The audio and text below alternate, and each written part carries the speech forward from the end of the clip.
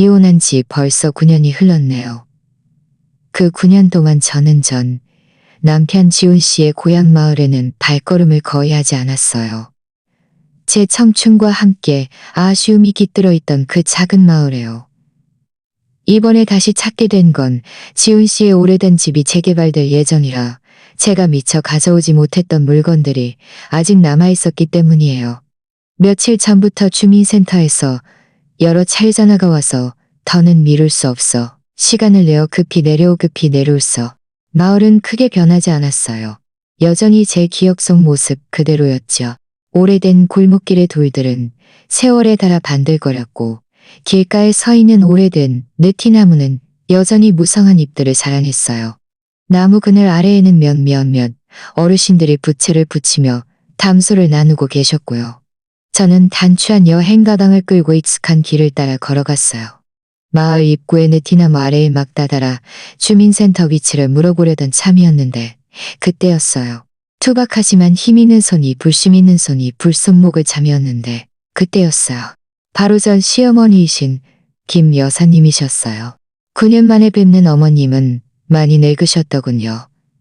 머리는 단백이 되셨고 눈가에는 주름이 자글자글했지만 눈빛만은 예전처럼 강렬한 기색이 남아있었어요.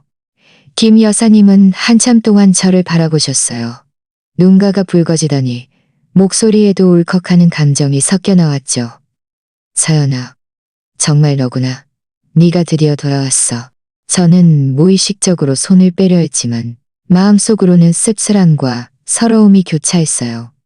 그때 이혼할 당시 저와 지훈 씨는 원만하게 헤어지지 못했거든요. 김 여사님은 다른 시어머니들처럼 저를 괴롭히지는 않으셨지만 그렇다고 저를 좋게 보시지도 않았죠.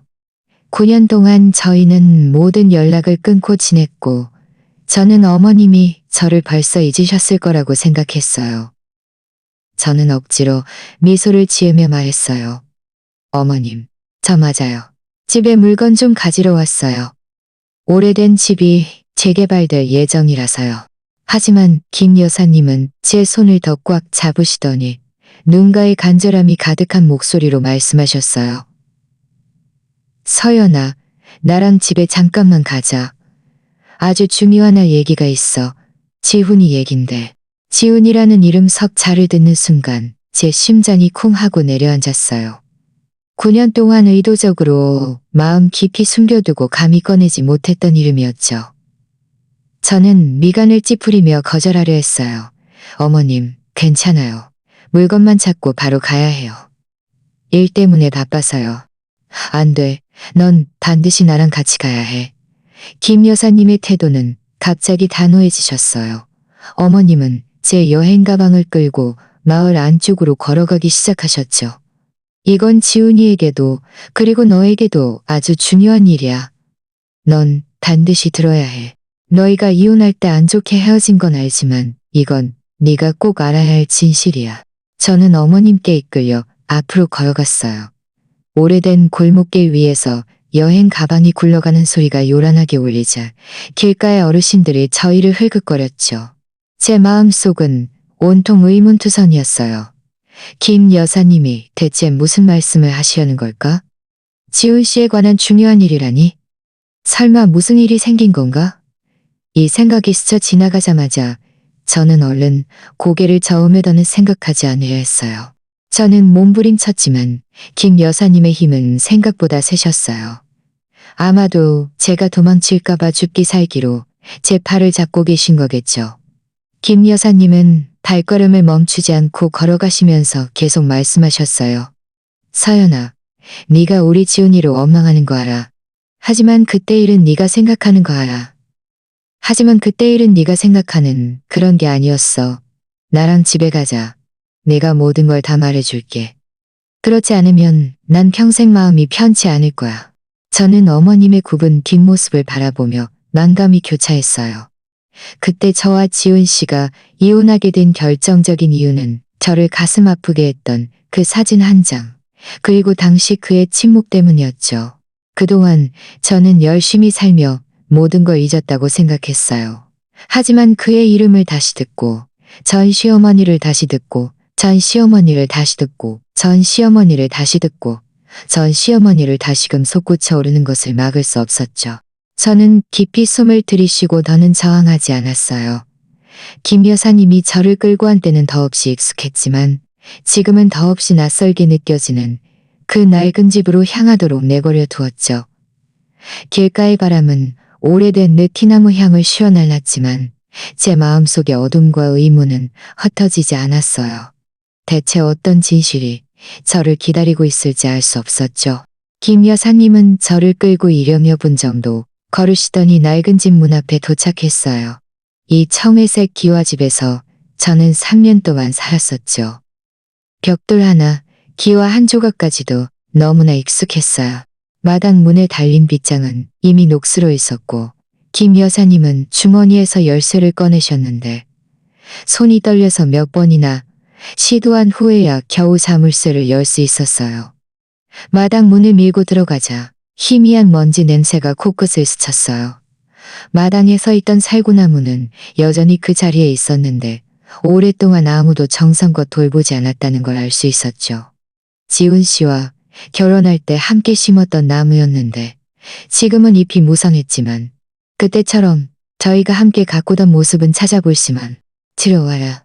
김 여사님은 제 손을 놓으시고 먼저 안으로 들어가셨어요.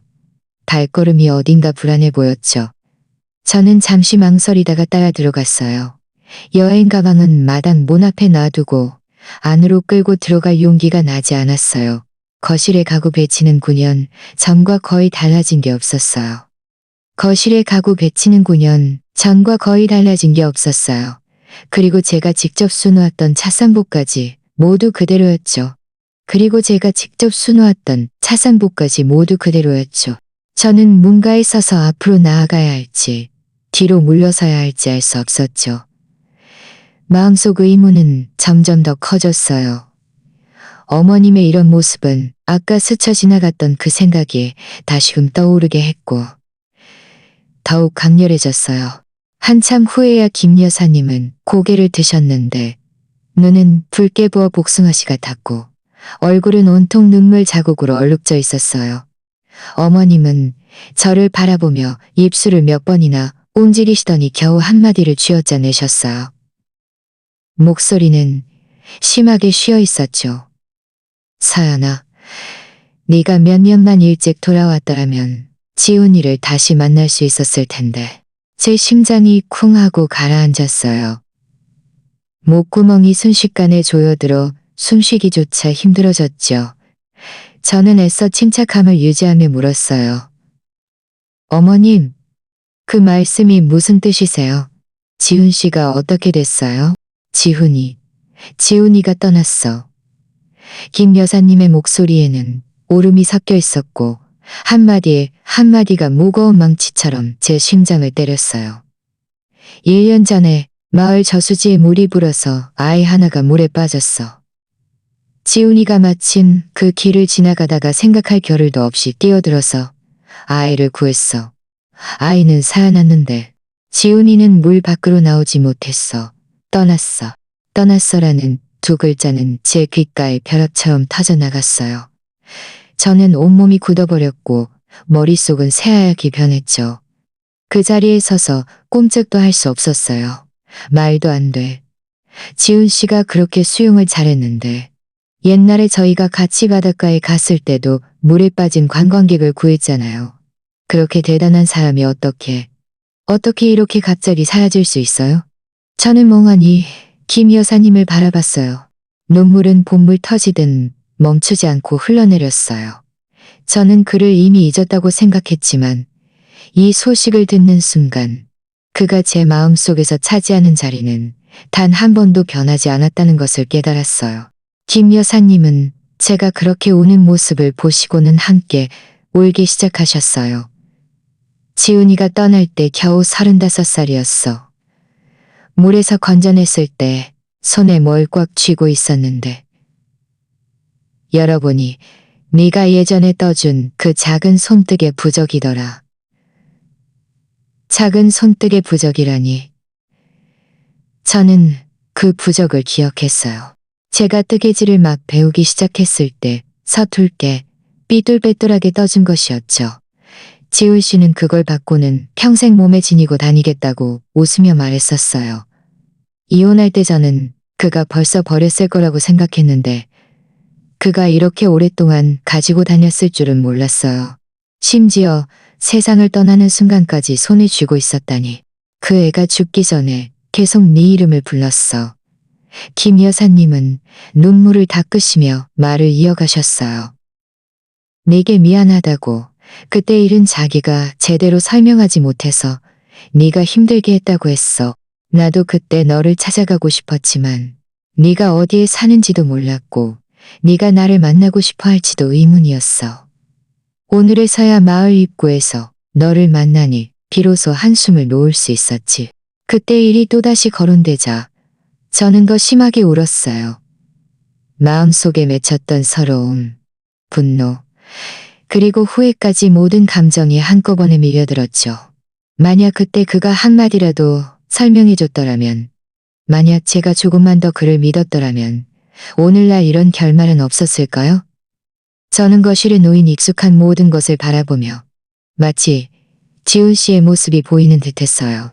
그가 웃으며 저에게 서연아 하고 다가오는 듯했지만 눈 깜짝할 사이에 모든 것이 허상으로 변해버렸죠.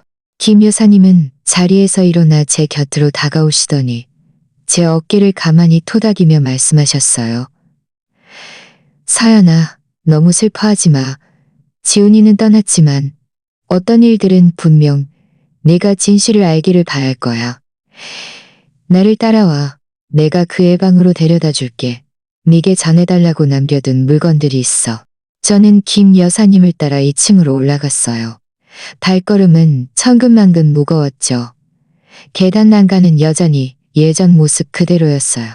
저는 셀 수 없이 많은 날들을 이 계단을 뛰어다니며 지훈 씨와 장난쳤었는데 지금은 모든 것이 변해버렸고 끝없는 슬픔과 아쉬움만 남았어요. 지훈 씨가 무엇을 남겼을지, 그리고 그가 제게 말하려던 진실이 대체 무엇일지 알 수 없었죠. 2층 계단에는 예전에 깔려있까봐 조심하는 듯했어요. 있던 붉은 카펫이 놓여 있었는데 색이 바랬지만 여전히 그때 햇살이 스며들던 향기를 희미하게 맡을 수 있었어요.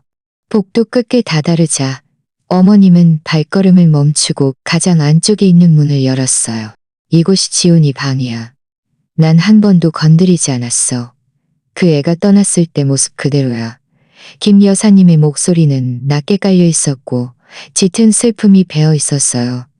저는 깊이 숨을 들이쉬고 방 안으로 발걸음을 옮겼어요. 방 안은 약간 어두웠고 창문에는 옅은 새 커튼이 드리워져 있었죠. 아래층 거실처럼 이곳도 얇은 먼지층으로 덮여 있었지만 모든 가구는 가지런히 정돈되어 있었어요. 벽에 기대어 놓인 것은 여전히 예전 그 짙은 색 원목 책상이었어요.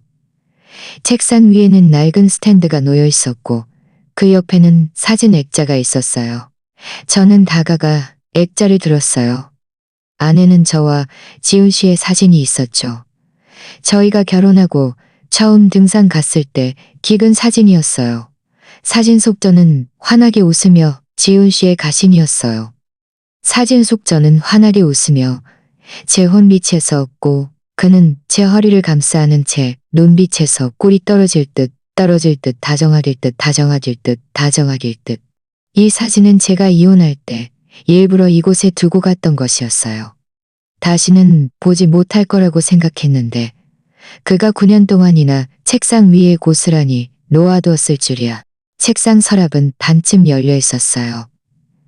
제가 손을 뻗어 열자 안에는 편지들이 가지런히 놓여 있었죠. 봉투에는 주소도 우표도 붙어 있지 않은 걸 보니 한 번도 붙여지지 않은 편지들이 분명했어요. 저는 맨 위에 놓인 편지 봉투를 집었어요. 봉투에는 서연에게라는 세 글자가 쓰여 있었는데 지훈 씨의 글씨였어요. 힘있고 굳건한 필체는 예전과 똑같았죠. 이 편지들은 모두 지훈이가 너한테 쓴 거야. 김 여사님은 제 뒤에 서서 조용히 말씀하셨어요. 이혼하고 얼마 안 돼서부터 쓰기 시작했어. 9년 내내 써서 이렇게 한 뭉치가 되었지. 그는 항상 적당한 때가 오면 이 편지들을 네게 전해주고 그때 일을 제대로 설명하겠다고 말했어. 하지만 그 애가 떠날 때까지도 그 기회는 오지 않았어. 저는 편지 봉투를 쥐고 있었어요.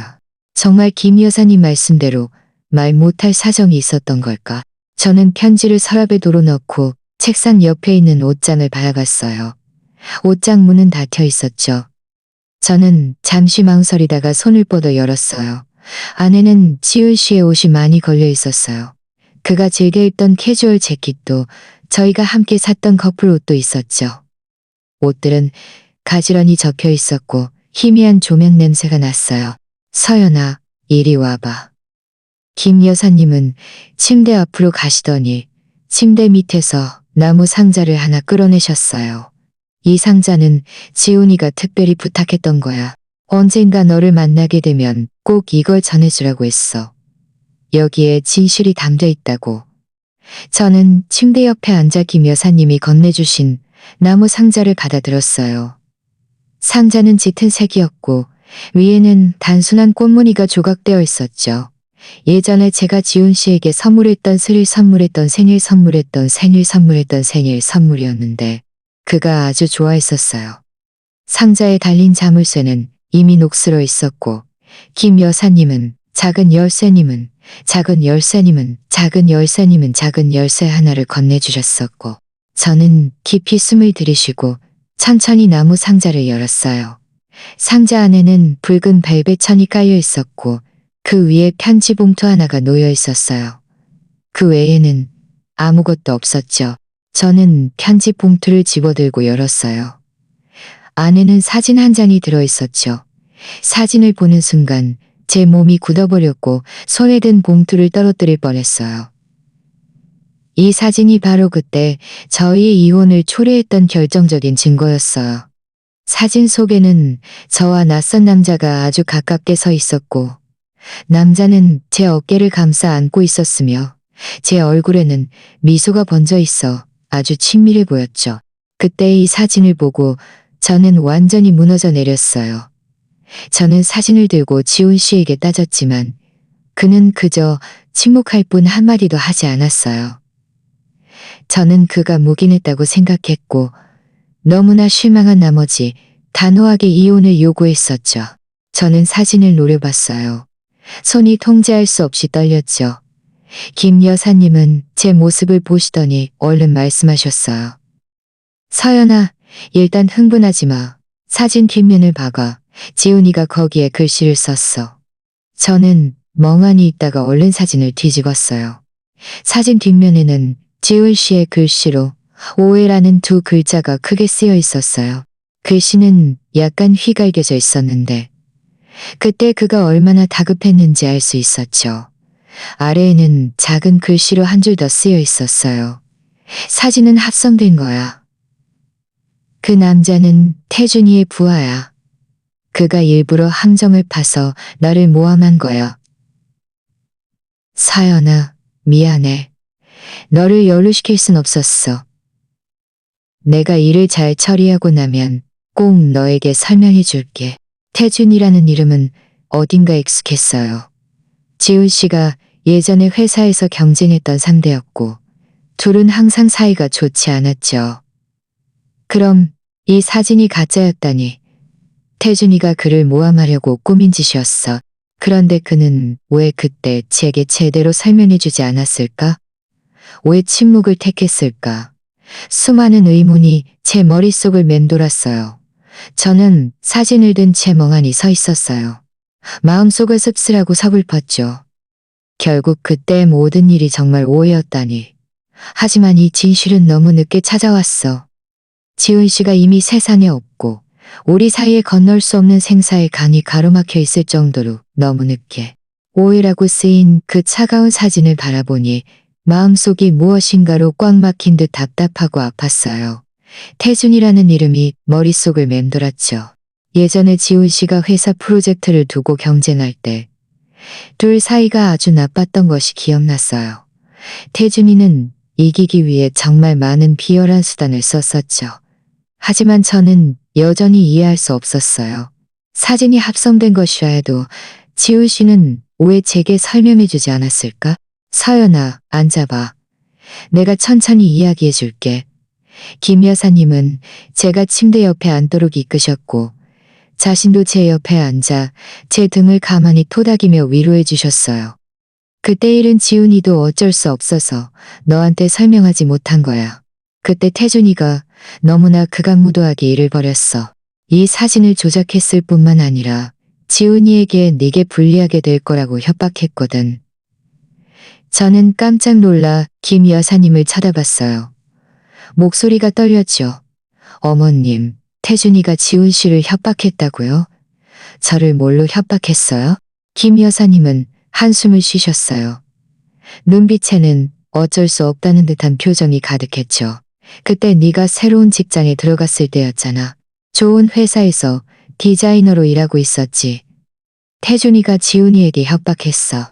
만약 지훈이가 사진이 합성된 것이라고 너에게 말하거나 그가 지훈이를 모함한 사실을 폭로하면 사람들을 시켜 네 회사에 가서 소란을 피우고 네가 직장을 잃게 만들 거라고. 그리고 업계에서 네 명성을 망쳐서 다시는 좋은 직장을 찾지 못하게 할 거라고 말이야.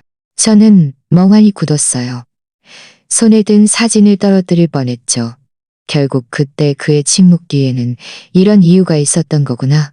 그는 바람을 묵인한 것이 아니라 내가 상처받을까봐 두려워했던 거야. 그때 제가 그에게 새로운 직장이 어렵게 얻은 것이고 정말 소중하다고 말했던 것이 기억났어요.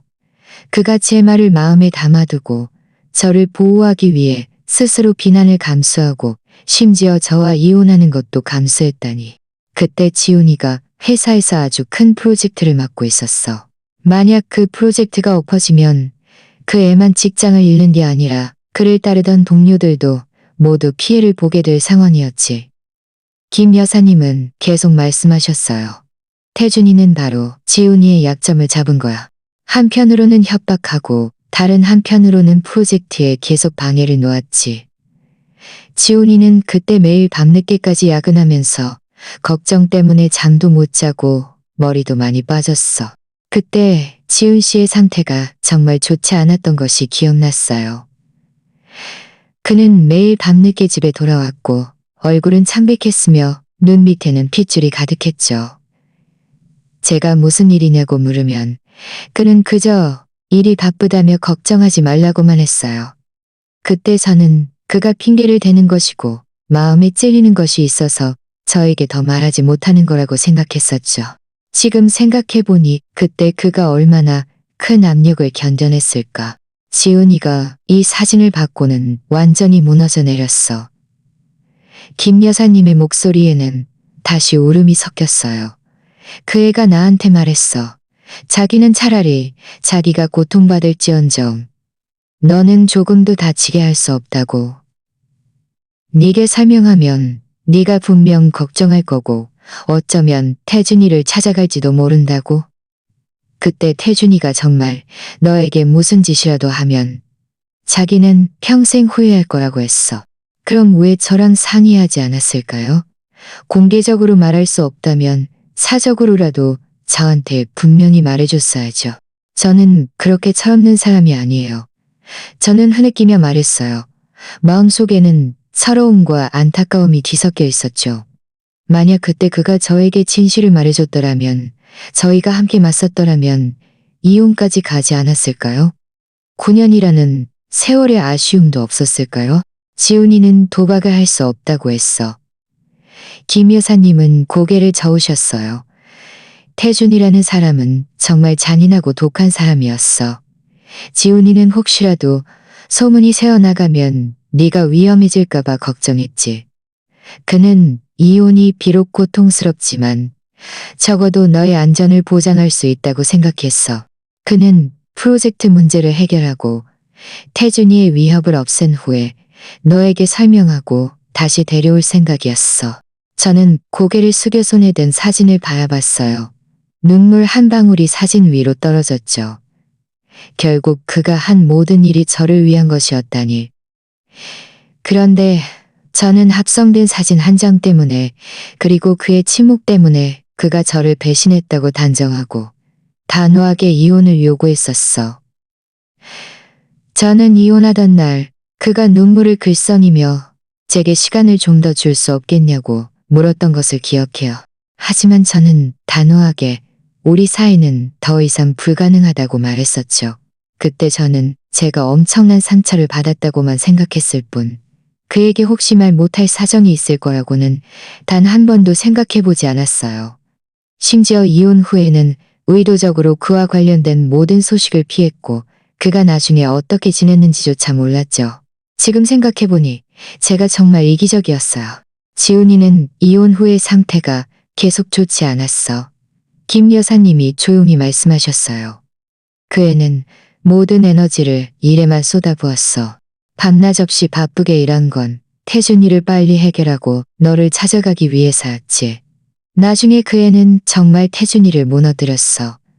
태준이는 기업 비리와 불법 경쟁 때문에 감옥에 갔지. 하지만 그 모든 일을 마치고 너를 찾아가려 했을 때는 네가 이미 사라지고 없었어. 사라졌다고요. 저는 멍하니 있었어요. 저는 이혼 후에 다른 지방으로 가서 핸드폰 번호도 바꾸고 직장도 옮겼었죠. 그가 저를 찾아오지 않을 거라고 생각했어요. 찾았어. 꼬박 3년 동안이나 찾았지. 김 여사님이 말씀하셨어요. 그 애는 여러 도시를 돌아다녔고 저희 모든 친척과 친구들에게 물어봤지만 네 소식을 찾을 수 없었어. 나중에 어쩔 수 없이 다시 마을로 돌아와서 나를 돌보면서 계속 너를 기다렸지.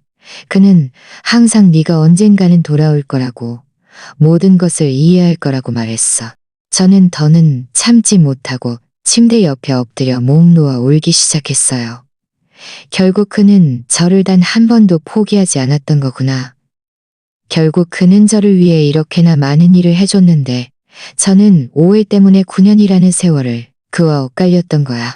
이제야 진실이 밝혀졌지만 그는 더 이상 세상에 없어. 제 손에 든 사진 뒷면에 오해라는 두 글자는 칼날처럼 제 심장을 깊숙이 찔렀어요. 김 여사님은 제 등을 가만히 토닥이며 함께 눈물을 흘리셨어요. 서연아, 지훈이는 너를 한 번도 원망한 적 없어. 그는 항상 자기가 일을 제대로 처리하지 못해서 네가 힘들게 했다고 자책했어. 모든 책임을 자기 몫으로 돌렸지. 저는 한참 동안 울었어요. 마음속의 슬픔과 후회가 파도처럼 밀려왔죠. 저는 고개를 들어 책상 위에 놓인 붙여지지 않은 편지, 뭉치를 바라봤어요. 침대 앞에 놓인 진실이 담긴 나무 상자도 보였죠. 저는 마음속으로 다짐했어요. 나는 반드시 그때의 모든 일을 철저히 밝혀낼 거야. 지훈 씨가 그동안 어떻게 지냈는지도 꼭 알아내야 해. 한참을 울고 나서야 제 감정은 조금 진정되었어요. 김 여사님은 제게 휴지를 건네주셨어요. 저는 휴지를 받아 눈물을 닦고 책상 위에 놓인 붙여지지 않은 편지들을 바라봤어요. 마음속은 온통 서글픔으로 가득했죠. 저는 손을 뻗어 맨 위에 놓인 편지를 집어들고 조심스럽게 봉투를 찢어 열었어요. 안에 편지는 이미 누렇게 변색되어 있었지만 글씨는 여전히 선명했어요. 편지는 지훈 씨가 이혼 후 3개월 뒤에 쓴 것이었는데 첫 문장이 서연아, 미안해였어요. 이 5글자를 보는 순간 제 눈물이 또다시 멈추지 않고 흘러내렸죠. 서연아, 미안해. 네가 지금 나를 많이 미워하고 있을 거라는 걸 알아. 나도 너에게 설명하고 싶지만 그럴 수가 없어. 태준이의 협박은 빈말이 아니었어. 나는 너의 미래와 직업을 걸고 모험할 수 없었어. 네가 힘들게 얻은 직장이고 네가 얼마나 소중히 여기는지 알고 있어. 내 일 때문에 네가 이 모든 걸 잃게 할 수는 없었어. 요즘 나는 항상 우리가 처음 만났을 때를 떠올려. 네가 하얀 원피스를 입고 회사 건물 아래 화단 옆에 서 있었을 때 햇살이 네게 쏟아져 요정 같았지. 그때 나는 너를 꼭 아내로 맞이하겠다고 결심했어. 나중에 우리는 정말 결혼했고 나는 매일매일 행복했어. 우리는 평생 이렇게 행복하게 지낼 수 있을 거라고 생각했는데 이런 일을 겪게 될 줄은 몰랐어. 요즘 나는 매일 밤늦게까지 야근해. 집에 가기 싫어서가 아니라 집에 갈 용기가 없어서야. 네 실망한 눈빛을 볼까봐, 네가 사진에 대해 물어볼까봐 두려워. 나는 모든 에너지를 일에만 쏟아부을 수밖에 없었어. 빨리 프로젝트를 끝내고 빨리 태준 일을 해결하고 나면 모든 걸 처리한 후에 꼭 너를 찾아가서 제대로 설명해 줄게. 나를 용서해줘. 오늘 우리가 예전에 자주 가던 분식집을 지나갔어. 주인 아주머니가 네 소식을 물으면서 우리가 함께 온 걸 오랫동안 못 봤다고 하시더라. 나는 그저 네가 요즘 많이 바쁘다고 웃으며 말할 수밖에 없었어. 네가 제일 좋아하는 얼큰한 칼국수를 시켜서 한 입 먹는데 눈물이 왈칵 쏟아지더라. 네가 옆에 없으니 아무리 맛있는 음식도 맛이 없었어. 서연아, 보고 싶다. 이 편지를 다 읽자마자 저는 더는 제 감정을 주체할 수 없었어요. 책상에 엎드려 목 놓아 울었죠. 결국 이혼 후 그동안 그가 이렇게나 고통스럽게 지냈던 거구나. 그런데 나는 다른 집안에서 스스로 해방되었다고 생각하며 살고 있었고 그의 처지에 대해서는 단 한 번도 생각해보지 않았어. 김 여사님은 제 옆에 앉아 제 등을 가만히 토닥이며 조용히 말씀하셨어요. 서연아, 다른 편지들도 더 봐봐. 그 안에 네게 하고 싶었던 말이 더 많이 담겨 있어. 지훈이 그 아이는 모든 걸 마음에 담아두고 남에게 말하려 하지 않았어. 저는 고개를 끄덕이고 눈물을 닦은 후 다른 편지를 집어들었어요. 이 편지는 이혼 후 1년 뒤에 쓴 것이었어요. 안에는 그가 태준이와 싸웠던 세부적인 이야기, 직장에서 겪었던 어려움, 그리고 저에 대한 그리움이 담겨 있었죠. 그는 매일 밤 우리의 합정 사진을 보며 멍하니 있었고 우리가 함께했던 시간을 떠올린다고 적었어요. 그는 태준이가 자신을 모함한 증거들을 이미 찾았고 곧 태준이를 무너뜨릴 수 있을 거라고 믿는다고도 했죠. 편지 내용을 보면서 저는 그때의 세부적인 일들이 떠올랐어요. 그때 제가 새 직장에 들어가서 정말 소중히 여겼던 것은 사실이었죠. 한 번은 제가 지훈 씨에게 회사 동료가 저를 계속 괴롭혀서 제가 일을 제대로 못해서 해고될까봐 걱정된다고 불평한 적이 있었어요. 그런데 그가 제 말을 마음에 담아두고 저를 보호하기 위해 모든 것을 스스로 감수했을 줄이야.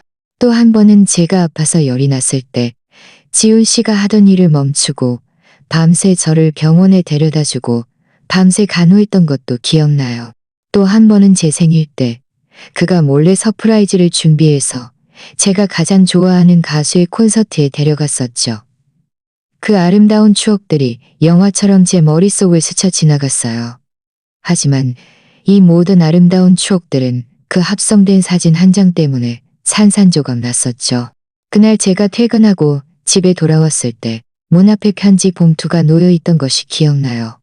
안에는 그 사진과 쪽지 한 잔이 들어있었죠. 쪽지에는 지훈이가 너를 배신했어. 그는 너를 더 이상 사랑하지 않으라고 쓰여 있었어요. 저는 그때 완전히 얼어붙었고 사진을 들고 집으로 달려들어가 지훈 씨에게 따졌어요. 지훈 씨, 이 사진이 대체 뭐예요? 이 남자는 누구예요? 왜 저를 배신했어요? 저는 사진을 그의 앞에 던지며 분노와 떨림이 섞인 목소리로 소리쳤죠. 지훈 씨는 사진을 보고 얼굴이 순식간에 창백해졌어요. 그는 입을 열어 뭔가 말하려다가 다시 말을 삼켰죠. 그는 그저 고개를 숙이고 침묵할 뿐이었어요. 말 좀 해봐요. 왜 아무 말도 안 해요? 묵인하는 거예요? 묵인하는 거예요? 저는 그의 침묵하는 모습을 보며 마음속 분노와 서러움이 점점 더 강해졌어요. 지훈 씨, 당신이 이런 사람일 줄은 몰랐어요. 우리가 이렇게 오랫동안 함께했고 제가 당신에게 그렇게 잘해줬는데 당신은 저를 배신했어요. 서연아, 네가 생각하는 그런 게 아니야. 내 말 좀 들어봐. 지훈 씨는 마침내 고개를 들었고 그의 눈에는 고통과 어쩔 수 없다는 표정이 가득했어요. 안 들어요. 당신의 어떤 설명도 듣고 싶지 않아요. 저는 그의 말을 끊으며 눈물을 흘렸어요. 지훈 씨, 우리 이혼해요. 이런 식으로 더는 못 살겠어요. 지훈 씨는 이혼이라는 두 글자를 듣는 순간 몸이 굳어버렸어요. 그는 눈물을 글썽이며 저를 바라보며 말했죠. 서연아, 나에게 시간을 좀 더 줄 수 없을까? 내가 일을 잘 처리하고 나면 꼭 너에게 제대로 설명해 줄게. 당신의 설명은 듣고 싶지 않아요. 저는 지금 당장 이혼하고 싶어요. 저는 단호하게 말했어요. 그때 저는 분노와 서러움에 눈이 멀어 지훈 씨에게 설명할 기회조차 주지 않았죠. 나중에 저희는 이혼 수속을 받았어요. 이혼하던 날 지훈 씨는 눈물을 글썽이며 모든 재산을 제게 남겨줬어요. 그는 서연아, 이 모든 걸 다 너에게 줄게. 내가 너에게 미안한 마음을 표현하는 거야. 내가 일을 잘 처리하고 나면 꼭 너를 찾아갈게라고 말했죠. 하지만 저는 차갑게 말했어요. 괜찮아요. 우리 이제부터 아무 관계도 아니에요. 당신은 당신 길 가고 저는 제 길 갈게요. 그 말을 마치고 저는 뒤도 돌아보지 않고 돌아서서 가버렸어요. 지금 생각해보니 그때 제가 정말 너무 충동적이었어요. 제가 조금만 더 침착했더라면, 지훈 씨에게 설명할 기회를 줬더라면 오늘날 이런 지경까지 오지 않았을까요? 저는 손에 든 편지를 바라봤어요. 마음속 후회는 점점 더 강해졌죠. 저는 정말 많이 후회했어요. 그때의 고집과 충동을, 그렇게 좋은 사람을 놓쳤던 것을요. 김 여사님은 저를 보시며 조용히 말씀하셨어요. 서연아, 다 지나간 일이야. 지훈이는 너를 한 번도 원망한 적 없어. 그는 그저 자기가 일을 제대로 처리하지 못했다고 자책했을 뿐이야. 너도 너무 자책하지 마. 저는 고개를 끄덕이고 편지를 서랍에 도로 넣었어요. 이제 와서 무슨 말을 한들 늦었다는 것을 알지만 저는 마음속으로 다짐했어요. 나는 반드시 지훈 씨가 남긴 물건들을 잘 보관할 거야. 그리고 그의 묘비에 가서 그에게 미안하다고 말하고, 이제 진실을 알았으니 그를 원망하지 않는다고 말할 거야. 편지를 서랍에 도로 넣은 후 저는 지훈 씨의 책상 앞에 앉아 책상 위의 합정 사진을 바라봤어요. 마음속은 온통 무거웠죠. 김 여사님이 다가오시더니 손에 검은색 녹음기를 들고 제 앞에 조용히 놓으셨어요. 서연아, 이 녹음기도 지훈이가 남긴 거야. 김 여사님이 조용히 말씀하셨어요. 그 애가 세상을 떠나기 한 달 전에 녹음한 거라고 했어.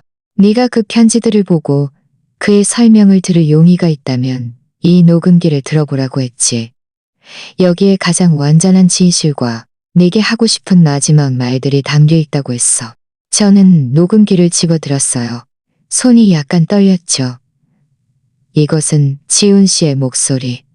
9년 동안 한 번도 들어보지 못했던 그의 목소리. 저는 깊이 숨을 들이쉬고 재생 버튼을 눌렀어요. 서연아, 네가 이 녹음기를 들을 때쯤이면 나는 어쩌면 이미 세상에 없을지도 몰라. 네가 내가 쓴 편지들을 봤을지, 그때 나의 침묵을 용서했을지 모르겠어. 오늘 나는 모든 걸 너에게 말해줄게. 네가 내가 너를 단 한 번도 배신하지 않았다는 것을 알아주기를 바라. 지훈 씨의 목소리가 녹음기에서 흘러나왔어요. 약간의 피곤함이 섞여 있었지만 여전히 다정했죠. 그의 목소리를 듣는 순간 제 눈물이 순식간에 왈칵 쏟아져 내렸어요. 그때 나와 태준이는 회사에서 중요한 프로젝트를 두고 경쟁하고 있었어. 그 프로젝트는 회사의 존폐가 달린 문제였고 나를 따르던 일영역 명예 동료들의 밥줄과도 연결되어 있었지. 태준이는 이기기 위해 수단과 방법을 가리지 않았어. 프로젝트의 방해를 놓았을 뿐만 아니라 여기저기 내 소문을 퍼뜨렸지. 나는 그저 내가 조심하면 그의 계략을 피할 수 있을 거라고 생각했어. 하지만 그가 너에게까지 손을 댈 줄은 몰랐어. 그날 퇴근하고 집에 가는데 태준이 부하들이 나를 막아서고 합성된 사진 한 장을 건네줬어. 네가 나중에 봤던 그 사진 말이야. 그들은 내가 프로젝트 경쟁에서 물러서지 않으면 이 사진은 너에게 보내고 네 회사에 가서 소란을 피워 네 명성을 망칠 거라고 협박했어. 네가 막 직장을 옮겨서 그 기회를 소중히 여긴다는 걸 알고 있었기 때문에 그걸로 나를 협박한 거야. 나는 그때 너무나 분노해서 그들과 싸우고 싶었지만 그럴 수 없었어. 너의 미래와 직업을 걸고 모험할 수는 없었거든. 나는 그에게 당분간 너에게 설명하지 않거든. 그와 정면으로 충돌하지 않고, 그와 정면으로 충돌하지 않고, 그와 정면으로 충돌하지 않겠다고 약속할 수밖에 없었어. 나는 프로젝트 문제를 해결하고 그가 나를 모함한 증거를 찾은 후에 나를 모함한 증거를 찾은 문제를 해결하고, 하지만 그가 이렇게 빨리 사진을 너에게 보낼 줄은 몰랐어. 그날 네가 사진을 들고 나에게 따질 때 나는 마음속으로 너무나 당황했어. 너에게 설명하고 싶었지만 태준이의 협박이 떠올라서 말을 도로 삼켰지. 나는 내가 설명하면 태준이가 너에게 해를 가할까봐 두려웠어. 나는 그저 침묵을 택할 수밖에 없었고, 나중에 모든 일이 해결된 후에 너에게 말해주기를 바랐어. 나의 침묵이 너를 많이 아프게 했고 내가 너를 배신했다고 생각하게 만들었다는 것을 알아. 네가 이혼을 요구할 때 마음속으로 얼마나 절망했을지도 알아. 너를 붙잡고 싶었고 시간을 좀 더 달라고 말하고 싶었지만 네 태도가 너무나 단호해서 나에게 기회조차 주지 않았어. 나는 그저 너의 이혼 요구를 받아들이고 모든 재산을 너에게 남겨줄 수밖에 없었어. 네 아픔을 조금이라도 위로하고 싶었거든. 이혼 후 나는 모든 에너지를 일에만 쏟아부었어. 매일 밤늦게까지 야근한 건 빨리 프로젝트를 끝내고 빨리 태준이의 증거를 찾기 위해서였지. 노력은 결코 배신하지 않는다는 말처럼 1년 후에 나는 마침내 그의 기업 비리와 불법 경쟁 증거를 찾았고 그를 감옥에 보냈어. 하지만 이 모든 일을 마치고 너를 찾아가려 했을 때는 네가 이미 이사했고 핸드폰 번호도 바꿔서 더 이상 연락할 수 없다는 것을 알게 됐어. 나는 3년 동안 너를 찾아 헤맸어. 우리가 예전에 갔던 모든 곳을 돌아다녔고 모든 친척과 친구들에게 물어봤지만 네 소식은 찾을 수 없었어. 나중에 나는 그저 마을로 돌아와 어머니를 돌보면서 계속 너를 기다릴 수밖에 없었어. 나는 항상 네가 언젠가는 돌아올 거라고, 모든 것을 이해할 거라고 생각했어. 이 9년 동안 나는 계속 너의 소식을 주시했어. 네가 다른 집안에서 사업에 성공했고 잘 지낸다는 것을 알게 됐을 때 나는 안심했어. 너의 삶을 방해하고 싶지 않아서 그저 편지를 쓰는 방식으로 너에게 하고 싶었던 말들을 모두 적어 내려갔어. 네가 나를 용서해달라고 감히 바라지는 않아. 그저 네가 내가 너를 단 한 번도 잊은 적 없고 단 한 번도 배신한 적 없고 단 한 번도 배신한 적 없다는 것을 알아주기를 바랄 뿐이야. 얼마 전 마을 저수지에 물이 불어나 많은 사람들이 구조 작업을 하러 갔다는 소식을 들었어. 나는 조금이라도 도움이 되고 싶어서 함께 갔다가 아이가 물에 빠지는 사고를 만나게 됐어. 나는 그때 생각할 겨를도 없이 뛰어들어서 아이를 구했어. 아이는 살아났지만 나는 점점 힘이 빠지는 것을 느꼈어. 나는 내가 어쩌면 곧 세상을 떠날지도 모른다는 것을 알았어. 서연아, 내 인생에서 가장 큰 후회는 그때의 일을 너에게 제대로 설명할 기회가 없었다는 것, 그리고 너를 평생 사랑할 기회가 없었다는 것이야. 만약 다음 생이 있다면 나는 다시 너를 만나고 싶어. 그때는 꼭 너를 만나고 싶어. 언젠가 네가 이 말들을 듣게 된다면 부디 몸 건강히 잘 지내고 너를 사랑하는 사람을 만나 평생 행복하게 살기를 바라. 녹음기 속 목소리가 멈췄고 방 안은 고요함으로 가득했어요. 저는 녹음기를 든 채 눈물이 본물 터지듯 계속 흘러내렸어요. 결국 그때의 진실은 이런 것이었구나. 결국 그는 나를 보호하기 위해 이렇게나 많은 것을 견뎌냈던 거구나. 결국 그는 이혼 후에도 계속 나를 주시하고 있었던 거구나. 저는 책상에 엎드려 목 놓아 울기 시작했어요. 그때의 고집과 충동을 그에게 설명할 기회를 주지 않았던 것을, 우리가 엇갈린 9년이라는 세월을 후회했어요. 만약 그때 내가 조금만 더 침착했더라면, 만약 그때 내가 조금만 더 그를 믿었더라면 우리는 오늘날 이런 지경까지 오지 않았을까? 그가 말했던 것처럼 평생 행복하게 함께할 수 있었을까? 김 여사님은 제 옆에 앉아 제 등을 가만히 토닥이며 함께 눈물을 흘리셨어요. 서연아, 지훈이가 바로 그런 아이였어. 모든 일을 혼자 짊어졌지. 그 애가 떠날 때도 계속 네 이름을 부르면서 네게 미안하다고 했어. 저는 한참 동안 울었어요. 눈물이 마를 때까지 울고 나서야 천천히 고개를 들었어요. 저는 녹음기를 바라봤어요. 마음속은 온통 슬픔과 후회로 가득했죠. 이제 와서 무슨 말을 한들 늦었다는 것을 알아요. 지훈 씨는 이미 세상에 없고 우리는 다시는 과거로 돌아갈 기회가 없어요. 하지만 저는 제가 계속 슬픔과 후회 속에 잠겨 있을 수 없다는 것도 알아요. 지훈 씨는 제가 몸 건강히 잘 지내고 지훈 씨는 제가 몸 건강히 잘 지내고 동시에 저는 그때의 진실을 모든 사람에게 알려서 지훈 씨가 정직하고 용감하며 진심 어린 사람이었다는 것을, 그가 저를 단 한 번도 배신한 적 없다는 것을 모두가 알게 해야 해요. 저는 녹음기를 조심스럽게 가방에 넣고 책상 위에 합정 사진과 서랍 속 편지들을 모두 챙겼어요. 이 물건들은 지훈 씨가 제게 남긴 것이었어요. 지훈 씨, 제가 평생 잘 보관할게요. 어머님. 저는 김 여사님을 바라보며 크느끼며 말했어요. 내일 바로 지훈 씨를 보러 가고 싶어요. 그에게 할 말이 많아요. 김 여사님은 고개를 끄덕이셨어요. 눈에는 위로가 가득했죠. 그래, 내일 내가 데려다 줄게. 지훈이가 네가 찾아온 걸 알면 분명 아주 기뻐할 거야. 밤에는 지훈 씨 방에서 머물렀어요. 침대에 누워 천장을 바라보니 머릿속은 온통 지훈 씨의 목소리와 웃음으로 가득했죠. 저는 그가 침대 머리맡에 놓아둔 베개를 집어들었어요. 베개에는 그의 희미한 채취가 아직 남아 있었죠. 저는 베개를 품에 안고 마치 우리가 함께했던 그때로 돌아간 듯한 기분이었어요. 지훈 씨의 베개를 안고 밤새 잠들지 못했어요. 머릿속에서는 녹음기 속 그의 목소리, 그리고 우리가 함께했던 소소한 순간들이 계속해서 반복되었죠.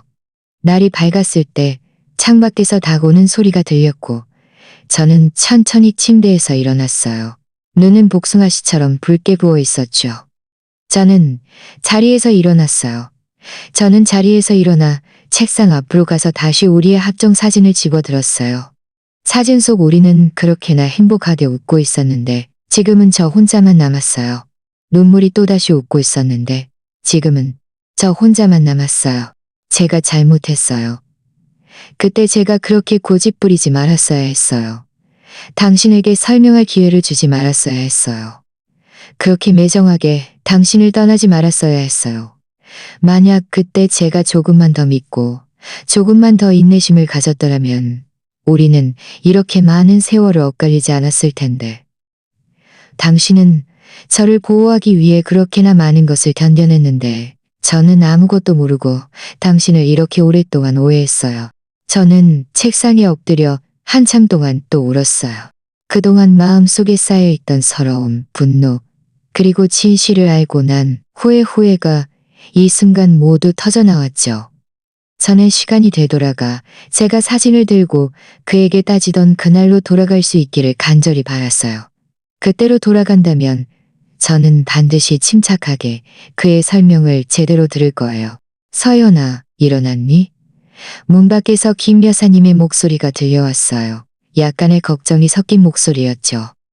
저는 얼른 눈물을 닦고 어머님, 일어났어요. 하고 대답했어요. 김 여사님은 문을 열고 들어오시더니 따뜻한 죽 한 그릇을 들고 계셨어요. 밤새 잠 못 잤지? 내가 죽 좀 끓였어.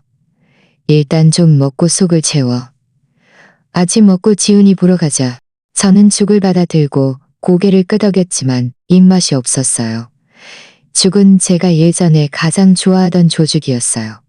김 여사님은 여전히 제 입맛을 기억하고 계셨죠. 한 입 먹는데 눈물이 또다시 흘러내렸어요. 예전에 저와 지훈 씨가 함께 지낼 때 김 여사님은 몸에 좋다며 자주 이 죽을 끓여주셨었죠. 어머님, 죄송해요. 저는 죽 그릇을 내려놓고 김 여사님을 바라보며 흐느끼며 말했어요.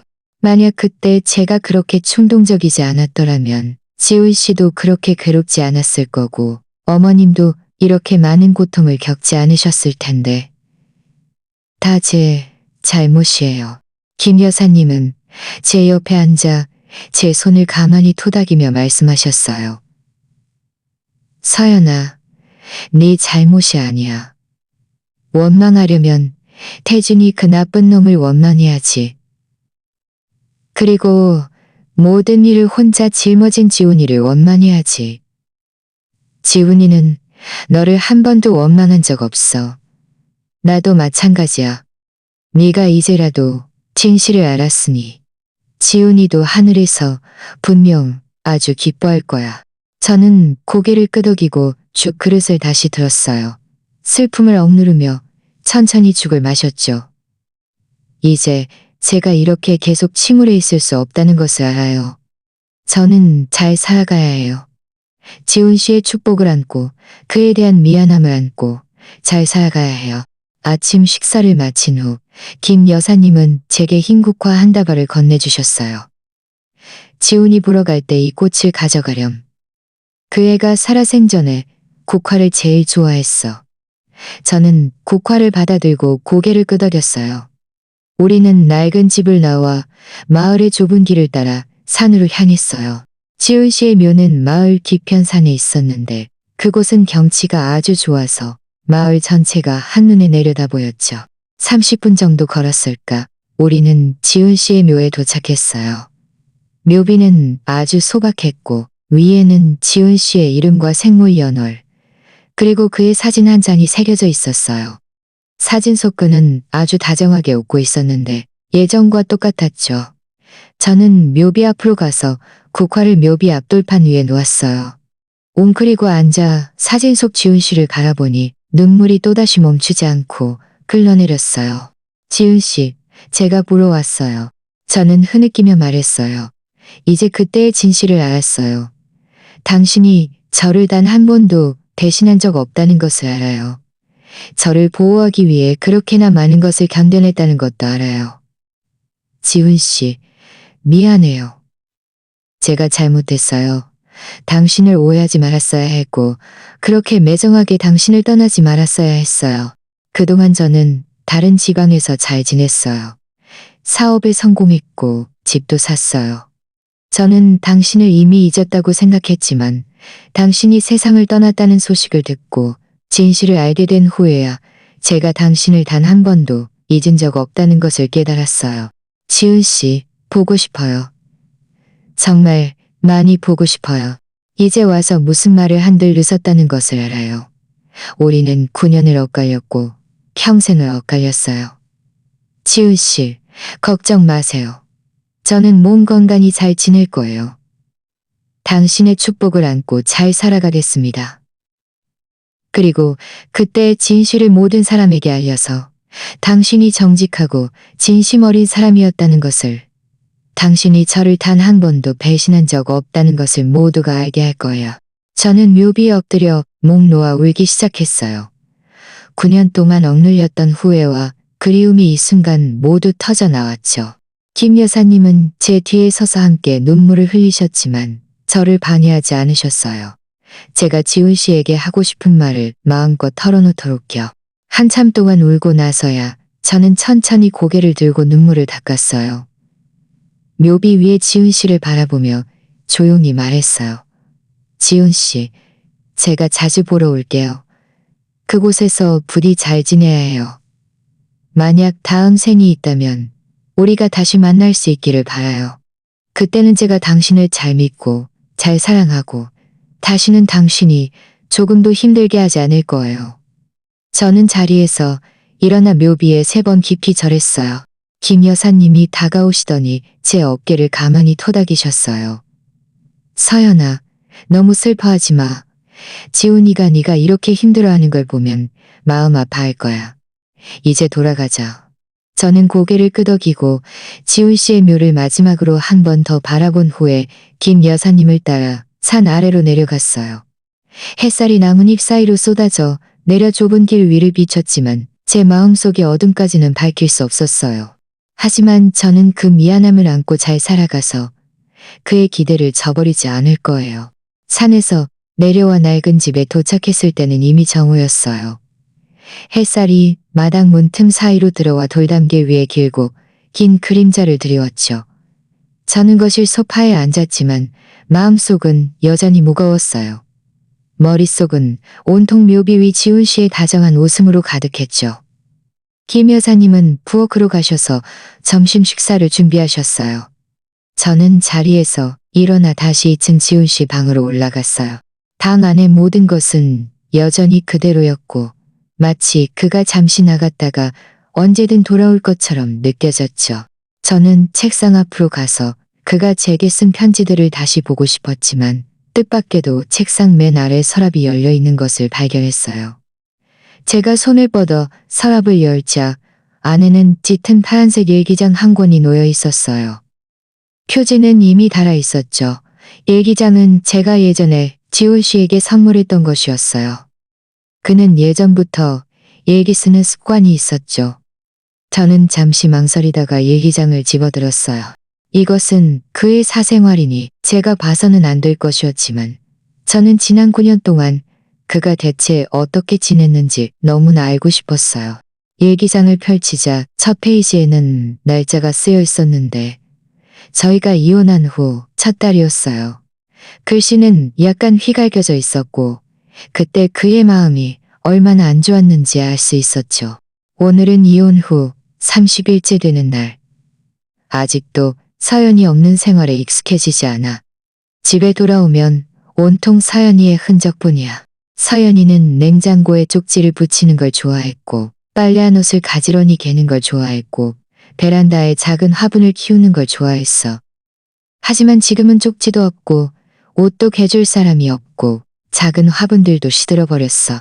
오늘도 우리가 자주 가던 분식집에 갔어. 서연이가 제일 좋아하는 얼큰한 칼국수를 시켰지. 주인 아주머니가 왜 아내랑 같이 안 왔냐고 물으시더라. 나는 그저 서연이가 바쁘다고 웃으며 말할 수밖에 없었어. 얼큰한 칼국수를 먹는데 눈물이 왈칵 쏟아지더라. 서연이가 옆에 없으니 아무것도 맛이 없어. 태준이 그 빌어먹을 자식. 오늘도 프로젝트에 방해를 놓았어. 나는 반드시 그를 빨리 해결하고 서연이를 찾아가서 제대로 설명해 줄 거야. 서연아, 기다려줘. 이 글들을 보자마자 제 눈물이 또다시 멈추지 않고 흘러내렸어요. 결국 이혼 후 그는 계속 그리움과 고통 속에서 살았던 거구나. 저는 계속해서 일기장을 넘겼어요. 일기장에는 그가 태준이와 싸웠던 힘겨운 과정, 저를 찾아다녔던 고된 여정, 그리고 저에 대한 그리움이 기록되어 있었죠. 어느 날의 일기는 그가 태준이의 범죄 증거를 찾은 날 쓴 것이었어요. 오늘 마침내 태준이의 증거를 찾았어. 나는 그를 감옥에 보냈어. 이제 드디어 서연이를 찾아갈 수 있어. 나는 모든 친척과 친구들에게 물어봤지만 서연이가 어디에 있는지 아무도 몰라. 서연아, 너 대체 어디에 있는 거야? 나를 다시는 보고 싶지 않은 거니? 또 다른 일기는 그가 마을로 돌아온 후에 쓴 것이었어요. 나는 마을로 돌아왔어. 이곳에서 서연이의 숨결을 느낄 수 있어. 엄마가 언젠가 서연이가 나를 보러 돌아올 거라고 말씀하셨어. 나는 엄마 말을 믿어. 나는 여기서 서연이를 기다릴 거야. 계속. 저는 밤새도록 일기장을 넘겼고 눈물은 한 방울씩 일기장 위로 떨어졌어요.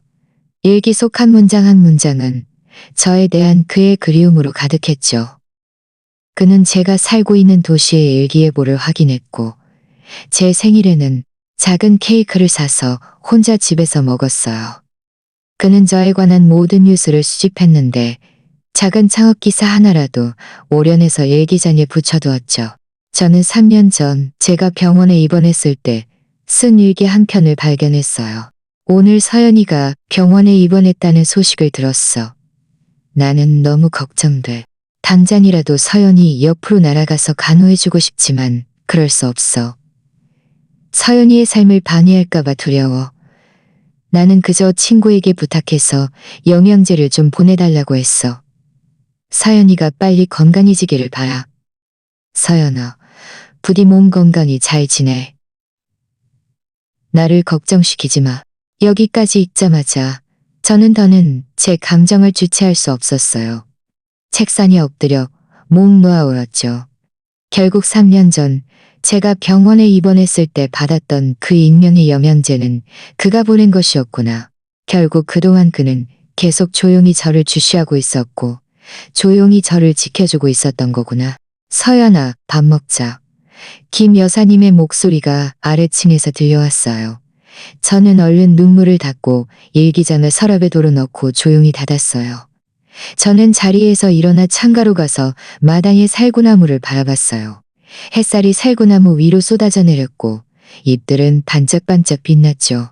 그때 지훈 씨와 제가 살구나무 아래에서 함께 더위를 다 먹던 그 아름다운 시간들이 떠올랐지만 이제는 다시 돌아올 시간들이 떠올랐지만 제가 아래층으로 내려갔을 때 김 여사님은 이미 식사를 차려 놓으셨어요.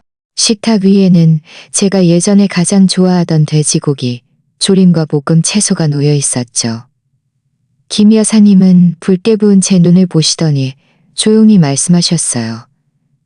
서연아, 또 울었니?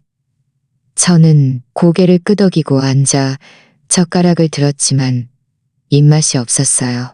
지훈이 그 아이는 이혼 후에 한 번도 진정으로 행복했던 적이 없어. 김 여사님은 한숨을 쉬며 말씀하셨어요.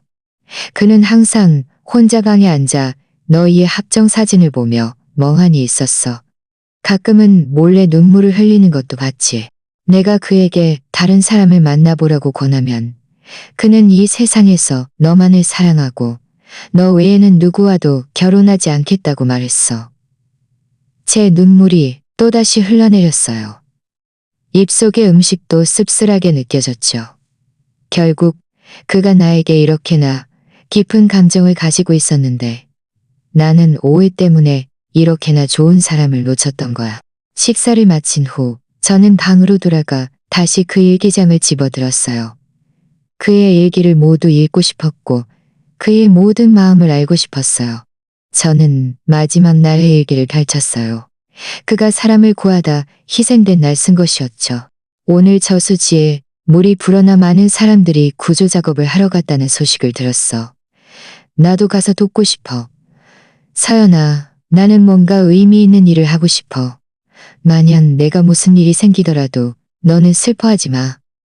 나는 그저 네가 잘 살아가고 너를 사랑하는 사람을 만나 평생 행복하게 살기를 바라. 서연아, 사랑해. 이 일기를 다 읽자마자 저는 더는 참지 못하고 일기장을 안고 목 놓아 울었어요. 결국 그가 사람을 구한 것은 뭔가 의미 있는 일을 하고 싶어서였구나. 결국 생명의 마지막 순간까지 그가 생각한 것은 나였구나. 저는 일기장을 품에 꼭 안았어요. 마치 지훈 씨를 안고 있는 듯한 기분이었죠.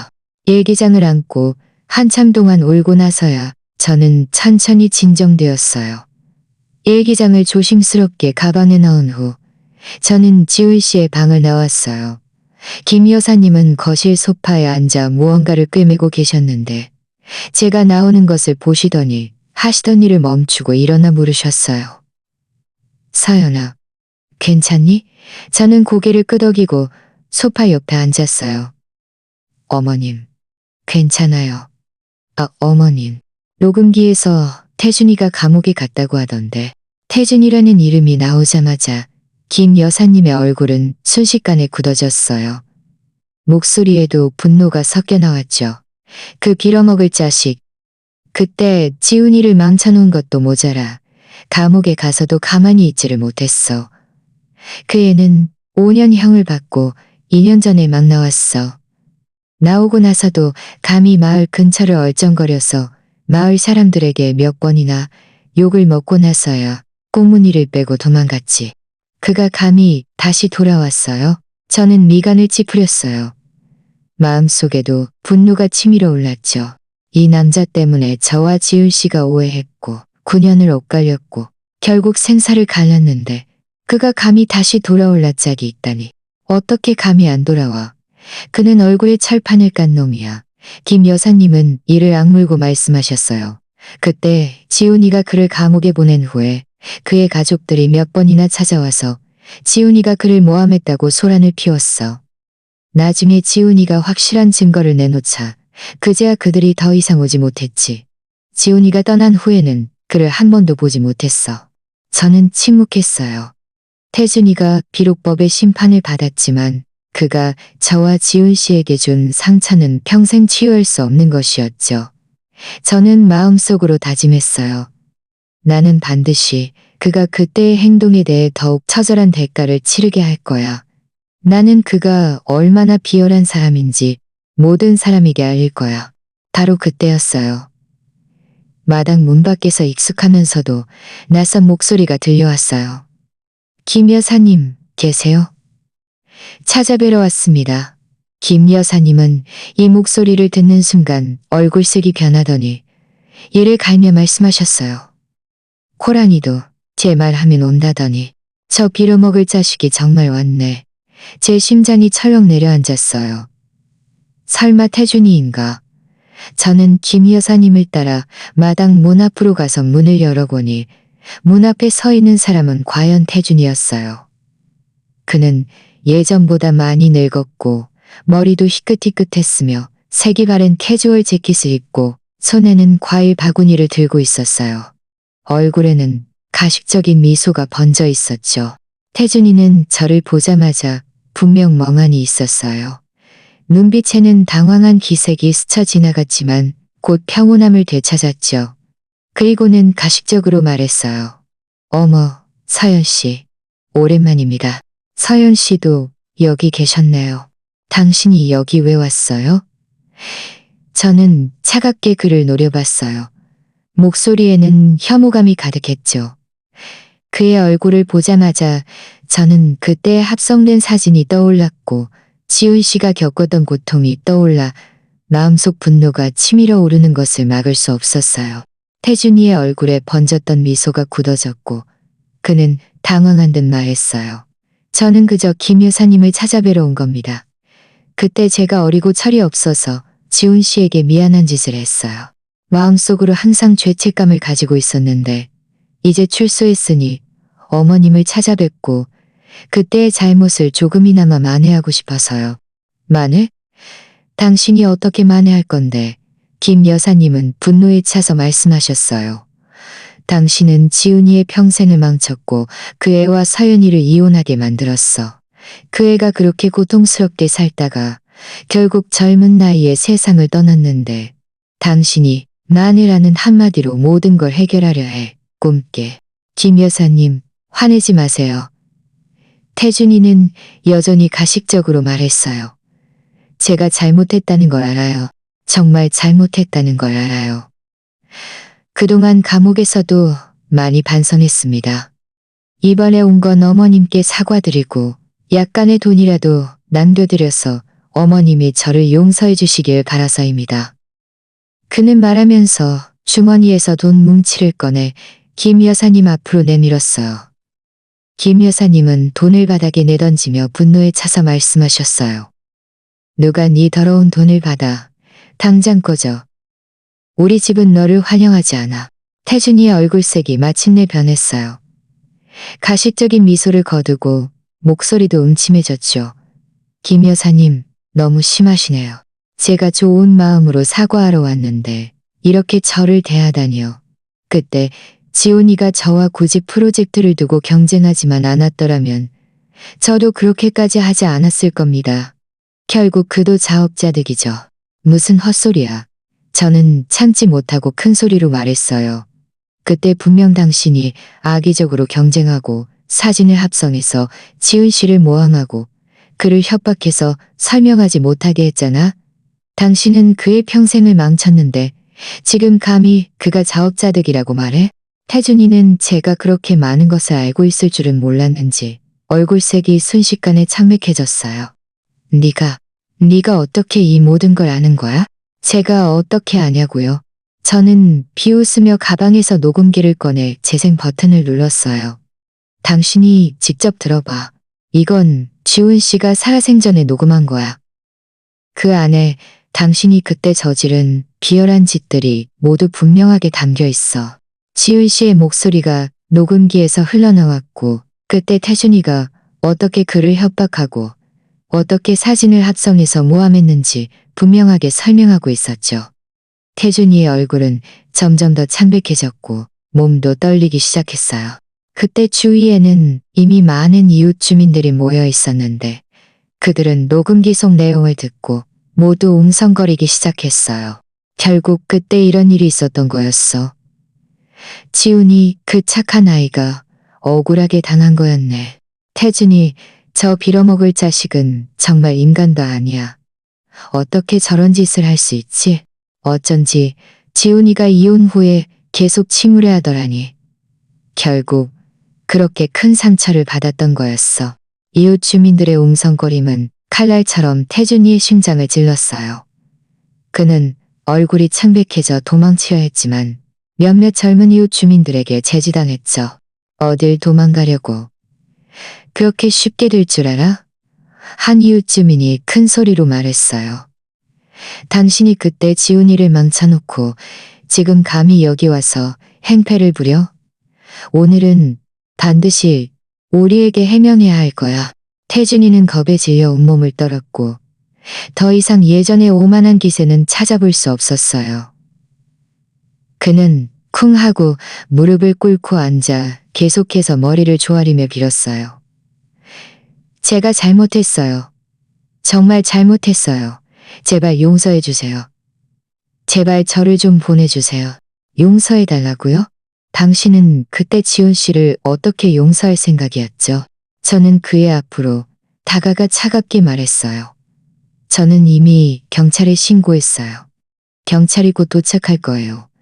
당신이 그때 저지른 짓들은 지훈 씨를 망쳤을 뿐만 아니라 법을 위반한 거예요. 한번 감옥에 갔다고 다 끝났다고 생각해요?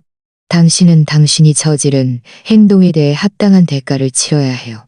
태준이는 제가 경찰에 신고했다는 말을 듣고 완전히 무너져 내렸어요. 그 자리에 주저앉아 계속해서 제가 잘못했어요. 라고 중얼거렸죠. 주위 이웃 주민들도 모두 그를 비난하며 욕을 퍼부었어요. 얼마 지나지 않아 경찰이 도착했어요. 저는 녹음기와 지훈 씨의 일기, 편지들을 모두 경찰에게 넘겨주고 그때의 상황을 설명했어요. 경찰은 모든 것을 파악한 후 태준이를 연행해 갔어요. 떠나기 전 태준이는 애원했지만 아무도 그를 동정하지 않았죠. 태준이가 연행되어 가는 뒷모습을 바라보며 저는 마음속으로 비로소 한숨을 놓았어요. 지훈 씨, 제가 마침내 당신의 억울함을 풀어줬어요. 김 여사님은 제 곁으로 다가와 제 손을 잡으셨어요. 눈에는 감사의 마음이 가득했죠. 서연아, 정말 고맙다. 지훈이를 위해 이렇게나 많은 일을 해줘서 고맙다. 저는 고개를 저으며 말했어요. 어머님, 제가 당연히 해야 할 일이었어요. 그때 만약 제가 그렇게 충동적이지 않았더라면 지훈 씨도 그렇게 많은 고통을 겪지 않았을 거예요. 이건 제가 그에게 빚진 거예요. 이웃 주민들도 저희 주위로 모여들어 저와 김 여사님을 위로해 주셨어요. 그들은 모두 지훈 씨가 좋은 아이였고 좋은 사람은 좋은 보답을 받을 것이며 태준이 그 나쁜 놈은 언젠가 반드시 벌을 받을 거라고 말했죠. 이웃 주민들이 저희를 한동안 위로하다가 저희가 점차 진정되는 것을 보고는 각자 흩어졌어요. 마당은 다시 고요해졌고 저와 김 여사님 두 사람만 남았어요. 햇살이 마당 담벼락에 단쟁이 덩굴 사이로 스며들어 바닥에 얼룩덜룩한 빛 그림자를 들여왔고 바람이 불어 남은 잎들이 살랑거리자 오히려 몇 배 더 평화로워진 듯했어요. 김 여사님은 저를 이끌고 거실로 돌아와 앉으시더니 따뜻한 물 한 잔을 따라주셨어요. 서연아, 오늘 정말 고마웠다. 네가 아니었다면 태준이 그 빌어먹을 자식이 언제까지 여기 와서 행패를 부릴지 몰랐을 거야. 지훈이의 억울함도 이렇게 완전히 풀리지 못했을 거고. 저는 물컵을 받아들고 가만히 고개를 저었어요. 어머님, 다 제가 당연히 해야 할 일이었어요. 지훈 씨의 억울함을 풀고 모든 사람에게 그가 정직한 사람이었다는 것을 알리는 것은 제가 항상 하고 싶었던 일이에요. 이제 마침내 해냈으니 지훈 씨도 하늘에서 편을해서 편안할 거예요. 저희 둘은 침묵에 잠겼어요. 한참 후에야 김 여사님이 조용히 말씀하셨어요. 지훈이가 떠난 후에요. 지훈이가 떠난 후에야. 지훈이가 떠난 후에. 지훈이가 떠나니 말씀하셨어요. 이제 잘 됐어. 마을 사람들이 모두 진실을 알게 됐으니, 지훈이가 억울하게 당했다는 것을 모두 알게 됐으니, 그가 자기를 희생해 사람을 구한 영웅이라는 것을 모두 기억할 거야. 저는 고개를 끄덕였어요. 마음속에도 따뜻한 기운이 밀려왔죠. 지훈 씨의 선량함과 용기는 모든 사람에게 기억될 가치가 있었어요. 저는 가방에서 지훈 씨의 일기와 붙여지지 않은 편지들을 꺼내 조용히 식탁 위에 놓았어요. 어머님, 이 물건들을 제가 잘 보관하고 싶어요. 여기에는 지훈 씨가 저에게 하고 싶었던 말들과 그동안 그의 마음속 이야기들이 담겨 있어요. 앞으로 그가 보고 싶을 때마다 꺼내서 볼 거예요. 그래야지. 이 모든 건 원래 지훈이가 너에게 남긴 거야. 김 여사님은 식탁 위에 일기와 편지들을 바라보며 그리움에 잠기셨어요. 지훈이 그 애는 평생 마음속에 너를 가장 많이 품었어. 항상 네게 설명할 기회를 빚었고 완전한 행복을 빚었다고 말했지. 제 눈시울이 또다시 붉어졌어요. 맞아요. 그가 저에게 설명을 빚었고 저는 그에게 믿음을 빚었어요. 하지만 이제 모든 빚은 마음속에만 담아두어야 할 뿐 다시는 만회할 기회가 없어요. 저는 깊이 숨을 들이쉬고 마음속 슬픔을 억눌렀어요. 어머님, 앞으로 혼자 여기 계실 때 무슨 일이 있으시면 언제든 저에게 전화 주세요. 제가 자주 찾아뵐게요. 김 여사님은 고개를 끄덕이셨어요. 눈에는 눈물이 글썽였죠. 그래, 서연아. 네가 이렇게 마음 써주니 어머님은 그저 고마울 따름이야. 나를 너무 걱정하지 마. 나는 여기서 평생 살았고 이웃 주민들도 모두 잘 돌봐줘. 오히려 너는 앞으로 몸 건강히 잘 지내고 계속 슬픔에 잠겨 있지 마. 지훈이도 분명 네가 행복하기를 바랄 거야. 저는 힘껏 고개를 끄덕였어요. 알아요, 어머님. 그렇게 할게요. 지훈 씨의 축복을 안고 잘 살아갈 거예요. 우리 사이의 이야기를 마음속에 간직하고 그의 선량함과 용기를 동력 삼아 매일을 잘 살아갈 거예요. 다음 날 아침 일찍 저는 지훈 씨의 묘를 찾았어요. 이번에는 제 마음이 훨씬 평온했죠. 저는 태준이가 경찰에 연행된 이야기, 그리고 마을 사람들이 모두 진실을 알게 되어 그를 영웅으로 기억한다는 이야기를 그에게 들려줬어요. 지훈 씨, 제가 보러 왔어요. 저는 묘비 앞에 앉아 조용히 말했어요. 당신의 억울함이 풀렸고 우리에게 상처를 준 그 나쁜 사람도 합당한 벌을 받았어요. 당신도 그곳에서 비로소 편안할 거예요. 그동안 저는 다른 집안에서 열심히 살았어요. 어려움도 있었고 당황하기도 했지만 모두 이겨냈어요. 이제 저는 잘 지내고 있고 저만의 사업도 있고 저만의 삶도 있어요. 저는 몸 건강히 잘 지내고 당신의 사랑과 축복을 안고 잘 살아갈 거예요. 우리가 평생을 엇갈렸다는 것을 알아요. 이것이 제 마음속 가장 큰 후회예요.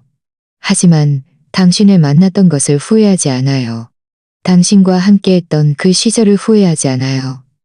그 아름다운 추억들은 제 평생 가장 소중한 재산이 될 거예요. 지훈 씨, 저를 그렇게나 사랑해줘서 고마워요. 저를 위해 그렇게나 많은 일을 해줘서 고마워요. 저는 묘비 앞에 한참 동안 앉아 마음속으로 그에게 하고 싶었던 말들을 하나하나 털어놓았어요. 햇살이 묘비 위를 비췄고 사진 속 그는 여전히 다정하게 웃고 있었죠. 저는 자리에서 일어나 묘비에 3번 깊이 절했어요. 지훈 씨, 갈게요. 제가 자주 보러 올 거예요. 그곳에서 부디 잘 지내야 해요. 묘를 떠날 때 저는 뒤를 돌아봤어요. 마음속에는 더 이상 예전의 슬픔과 후회가 없었고 오직 평온함과 안도감만 남았죠. 저는 저와 지훈 씨의 이야기는 이미 끝났지만 그의 사랑은 영원히 저와 함께하며 제가 용감하게 앞으로 나아갈 수 있도록 지탱해 줄 것이라는 것을 알아요. 낡은 집으로 돌아와 저는 제 짐을 정리하고 지훈 씨의 일기와 녹음기를 조심스럽게 여행 가방에 넣었어요. 김 여사님은 제게 고향 특산물을 많이 챙겨주셨고 지훈 씨의 호신부적을 제 손에 쥐어주셨어요. 이건 지훈이가 항상 몸에 지니고 다니던 호신부적이야. 그 애가 떠날 때도 쥐고 있었지. 이제 내가 이걸 내게 줄게. 부디 너를 평안하게 지켜주기를 바란다.